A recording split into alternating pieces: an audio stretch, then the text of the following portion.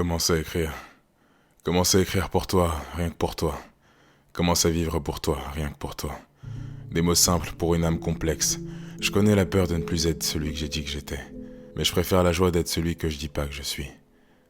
Jusqu'à quand encore?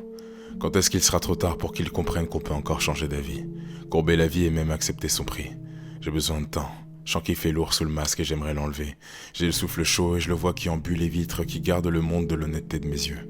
C'est dingue de dire que je vois mon souffle, l'allégorie de ce qui n'est pas déjà mort et que je l'utilise seulement pour m'étouffer. Mais est-ce que je peux souffler assez fort pour faire tomber le masque de dessus moi? Ou bien, qui m'apprendra à vivre assez fort pour faire ça? Et les autres ne savent pas de quoi je suis capable parce que je ne sais pas de quoi je suis capable. Et je me demande, s'il n'y a que moi, ou bien s'il n'y a que moi qui trouve ça insupportable. Je crois que je m'en vais vers l'école, celle des hommes. Et j'y vais encore, je marche depuis longtemps. Et j'ai vu aussi les autres qui sont retournés derrière parce qu'ils savent au fond qu'il n'y a aucune école tout devant. Et moi aussi je le sais, mais je marche encore.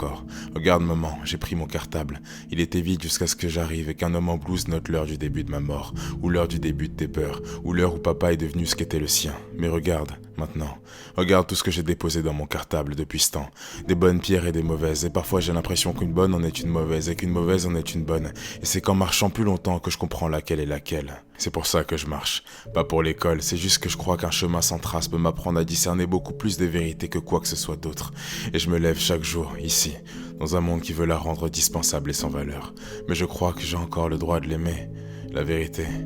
Sûrement jusqu'à la prochaine éclipse, on verra bien. Je souffle encore, je souffle pour vivre, je souffle pour qu'elle voie mon visage et soit certaine de celui qu'elle aime, parce qu'elle ne serait pas la première à tomber amoureuse d'un masque, ni la première à tout lui donner, ni la dernière à caresser ses traits figés.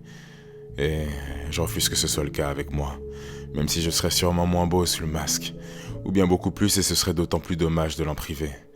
Parfois je me demande à qui je m'adresse, et puis j'écris pour moi. Parfois ce sont eux qui me demandent, et puis j'écris pour eux. Et parfois encore je m'assois avec eux, et puis j'écris pour nous. Et on rit, et on a ri, comme des hommes, des vrais. On pose nos cartables un instant, et on rit. Je crois qu'il nous guérit, le rire. C'est ce que les anciens disent en tout cas. Alors j'imagine le monde, avec tous ces médecins qui savent aussi crier à l'aide.